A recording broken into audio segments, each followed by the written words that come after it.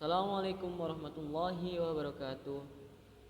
Perkenalkan, nama saya Muhammad Fahmi Ihsan. Saya mahasiswa UIN Sunan Ampel Surabaya, Fakultas Usuluddin dan Filsafat, Prodi Tasawuf dan Psikoterapi. Saya di sini akan menjelaskan tentang amaliyah tasawuf dalam pesantren Nurul Al-Husna Surabaya dalam mewujudkan perdamaian pada masyarakat urban.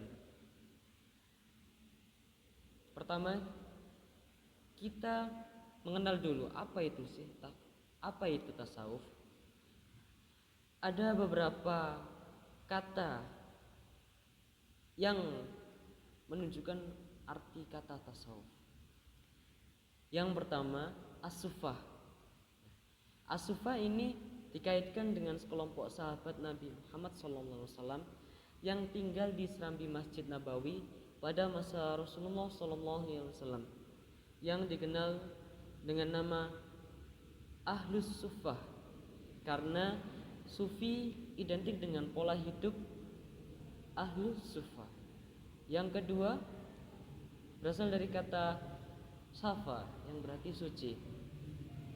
Pada kata sofa yang bermakna nama bagi orang-orang yang bersih dan suci, dengan alasan kaum sufi ini cenderung membersihkan dan mensucikan diri dari maksiat dan perbuatan dosa. Kemudian yang ketiga, sof, yang berarti barisan sholat. Mana ini dinisbatkan kepada orang-orang yang ketika sholat selalu berada pada barisan yang paling utama. Hal ini identik dengan kondisi sufi yang selalu berusaha memilih amalan-amalan yang utama. Kemudian ada kata dari suf yang berarti baju dari wol bulu domba.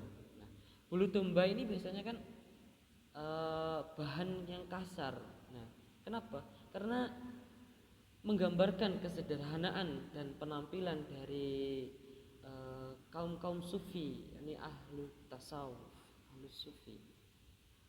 Kemudian secara istilah, tasawuf diartikan ilmu yang mempelajari usaha membersihkan diri, berjuang memerangi hawa nafsu, mencari jalan kesucian dengan maksiat menuju keabadian, saling mengingatkan antara manusia, serta berpegang teguh pada janji Allah dan mengikuti syariat Rasulullah SAW dalam mendekatkan diri dan mencapai keriduannya.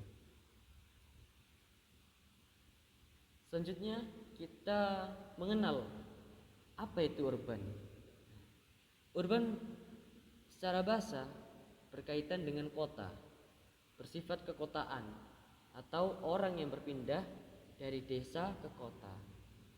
Sedangkan urban tasawuf merupakan sebuah fenomena sosial yang ditandai dengan meningkatnya gairah masyarakat urban terhadap praktek-praktek sufisme seperti zikir secara berjamaah, istighosah, diskusi ilmiah mengenai sufisme dan lain sebagainya.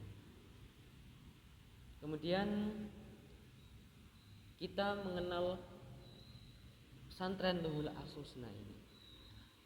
Pesantren Nurul Al-Husna Surabaya ini dirintis oleh Kiai Haji Ali Mashan Musa pada awal September 2001. Pesantren ini diberi nama Al-Husna oleh beliau karena Al-Husna adalah nama-nama yang baik. Oleh karena itu, Al-Husna ini harus dibumikan.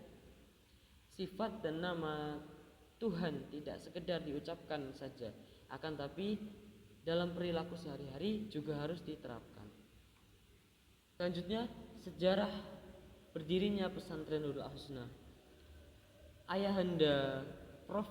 Kiai Haji Ali Mashan Musa berpesan pada beliau, jangan seperti ceret terus yang hanya dipancuri air, tapi kalau bisa harus diganti dengan memberi air.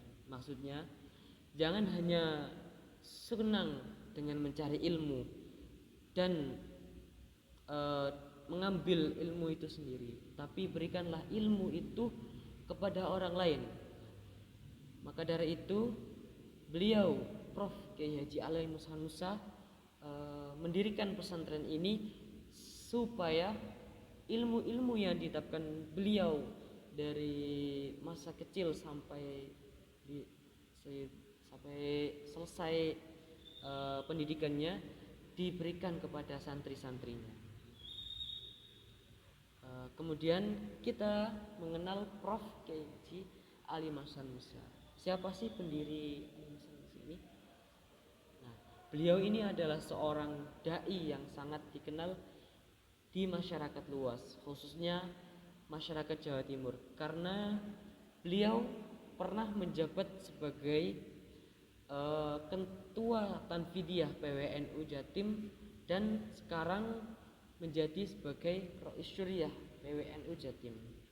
Kemudian beliau juga mampu memberikan suatu ajaran berupa pendidikan yang baik terhadap masyarakat dengan cara ataupun metode yang beliau miliki.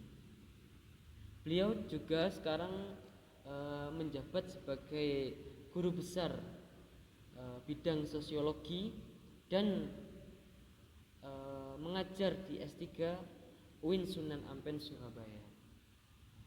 Kemudian pembahasan terakhir kita, akhlak tasawuf dalam pesantren Nurul Husna sehingga mencapai perdamaian pada masyarakat urban. Dalam menanamkan nilai perdamaian, pesantren Nurul Husna mempunyai dua arah. Yang pertama, melalui dakwah dari Kiai Ali Mashan Musa itu sendiri, kemudian melalui etika akhlak tasawuf pembinaan pesantren. Pesantren Nurul Husna ialah pesantren perdamaian. Kemudian nilai perdamaian terinternalisasi dalam moral dan laku yang berujung pada kegiatan dan pengambilan peran dalam organisasi dan kelompok perdamaian, khususnya toleransi umat beragama. Satu contoh,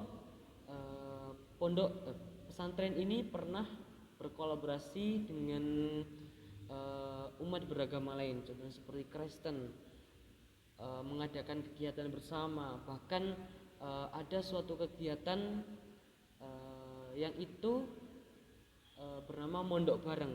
Jadi santri-santri Al Husna mondok bersama kaum umat Kristen dalam satu tempat, sehingga menanamkan nilai toleransi yang sangat tinggi antar umat beragama. Mungkin cukup itu yang bisa saya sampaikan, kurang lebihnya mohon maaf. Wallahu muwaffiq ila aqwamit thoriq. Wassalamualaikum warahmatullahi wabarakatuh.